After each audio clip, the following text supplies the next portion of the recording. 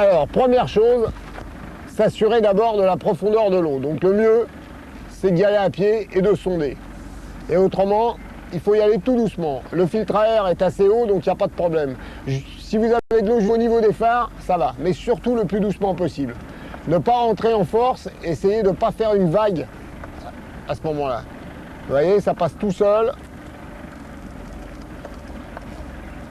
Bon, il y a toujours le risque que le fond soit mou. Pour l'instant, tout va bien.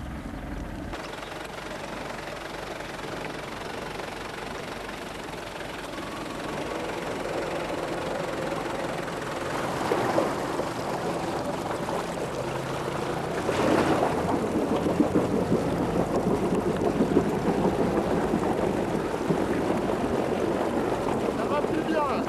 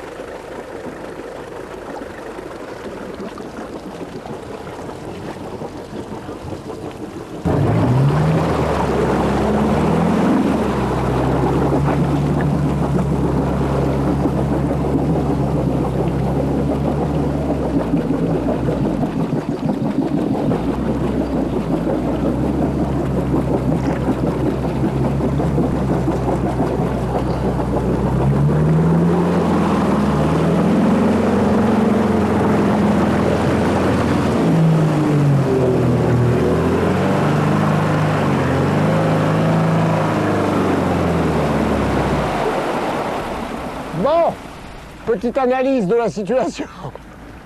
Tant que le véhicule bouge, il ne faut pas s'énerver en faisant des petits mouvements d'avant en arrière, comme ça, marche avant, marche arrière. Tant qu'on arrive à bouger, il y a de l'espoir. Ce qu'il ne faut pas, c'est accélérer comme un fou, faire des gerbes d'eau, ça ne sert à rien. Hein. Bon, par contre aussi, ce qu'il faut savoir faire, c'est marche arrière de temps en temps, parce que là, ça ne sert à rien d'insister. On va regarder un petit peu à pied, on a peut-être pas mal analysé la situation, mais il y a des moments, il faut savoir reculer. Hein. Bon, on va quand même essayer, on va essayer de trouver la sortie.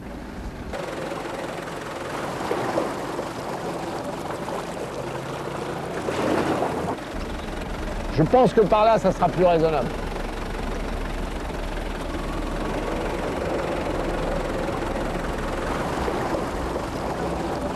Ça va déjà mieux par là.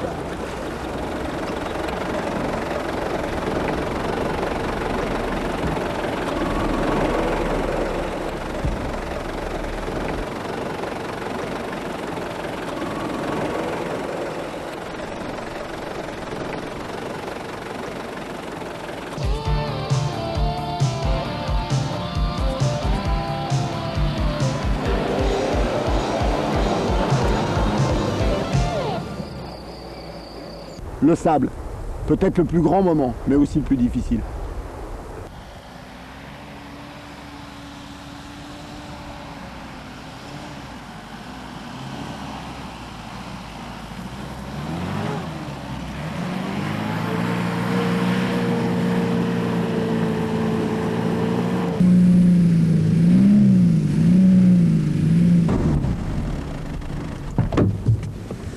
Vous voyez, le sable, c'est pas toujours facile, il y a moyen de faire des grosses bêtises.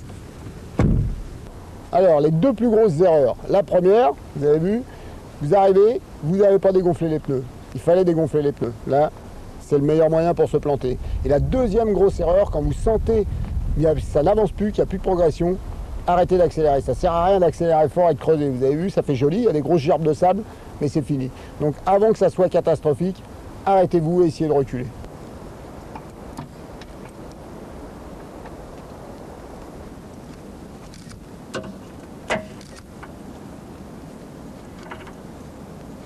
Une des solutions pour s'en sortir, c'est évidemment la plus facile quand vous avez la chance d'être avec un deuxième véhicule, la sangle. Bon, il faut l'accrocher dans un endroit bien sûr solide, il y a toujours un crochet qui est prévu à cet effet.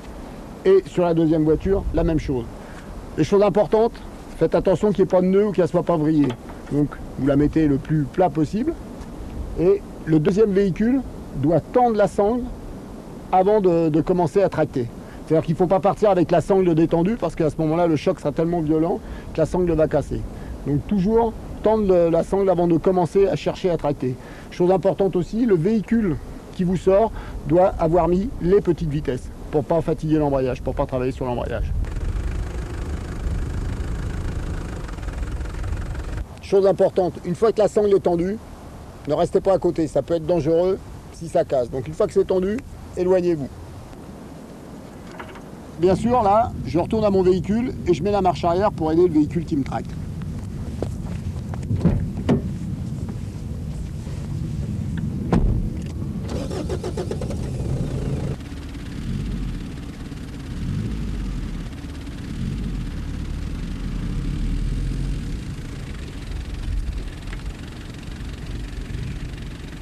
Alors, une des solutions pratiques, surtout si vous êtes seul, les plaques. Donc là, par exemple, on est planté, on va essayer de se sortir en marche avant. Donc la première chose à faire, avant de commencer à mettre la plaque, c'est déjà de dégager l'avant de la roue. Donc là, on n'hésite pas, on creuse. Si vous n'avez pas de pelle, allez-y avec la main. Le principal étant, il faut vraiment bien creuser de façon à ce que... Vous voyez, là, c'est pas bon, par exemple. Il faut vraiment que la plaque s'engage sous la roue. Et si ça ne suffit pas, si vous n'y arrivez pas à la main, à ce moment-là, vous n'hésitez pas même à prendre le cric pour soulever le véhicule. Vous voyez, voilà. De façon à ce que quand on va essayer d'avancer, la roue va vraiment monter sur la plaque. Alors c'est toujours à l'arrière. Si vous avez 4 plaques, vous pouvez en mettre à l'avant, mais quand vous en avez que 2, il faut savoir que dans 80% des cas, c'est l'arrière qui sort la voiture. Donc toujours à l'arrière. Allez, pareil des deux côtés. Allez, on y va.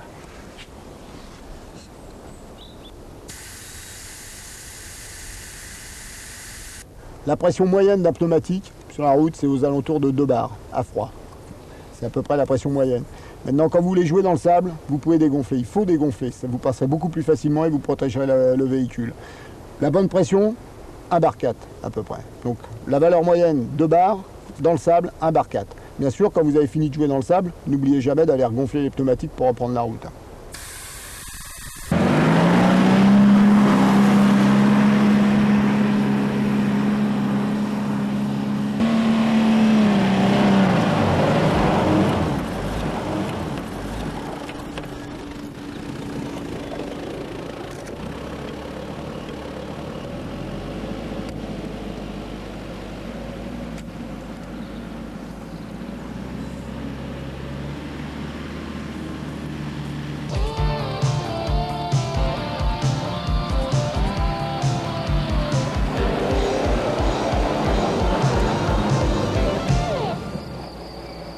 Le tout-terrain, c'est l'improvisation et le freinage d'urgence en fait partie.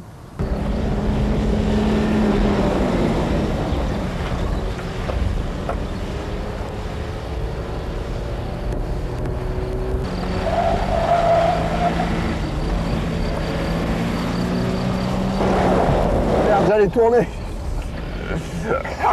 Allez, bon, j'allais prendre l'autre. Alors, le freinage d'urgence, quand vous vous faites surprendre, vous freinez très très fort avant l'obstacle, mais surtout, vous relâchez avant l'obstacle. C'est-à-dire qu'au moment où vous allez redescendre dans la saillée ou la bosse, à ce moment-là, il faut relâcher les freins pour que les suspensions puissent remonter, pour éviter de talonner. C'est la meilleure chose à faire. Freinez très fort avant l'obstacle et relâchez.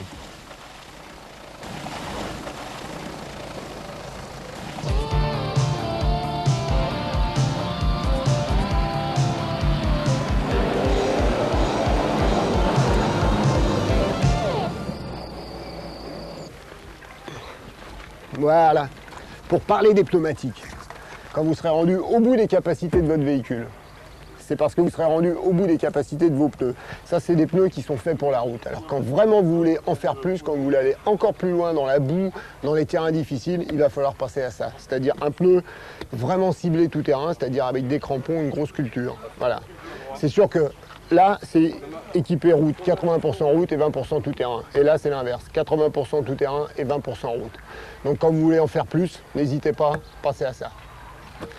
Bon, quelques éléments de sécurité quand vous partez en galère. Une paire de gants, toujours utile. Un kawaii, un ciré, quand vous avez les pieds dans l'eau, ça peut être très bien. Bon.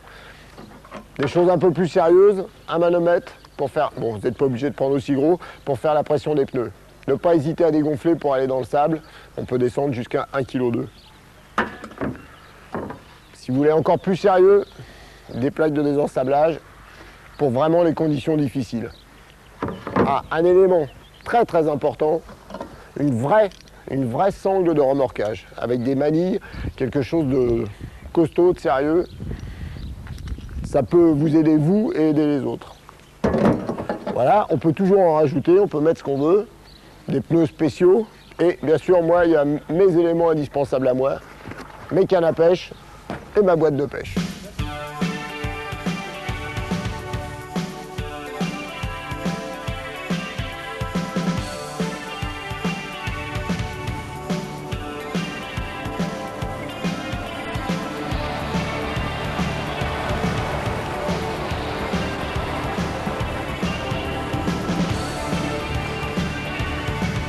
Vous voyez qu'on peut apprécier et la nature et le 4x4.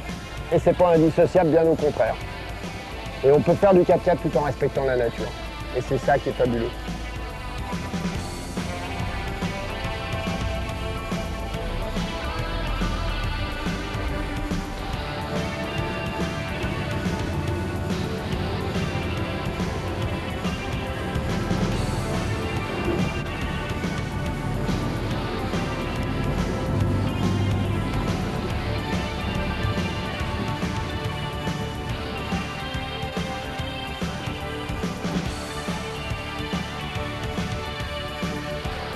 J'ai des touches en plus.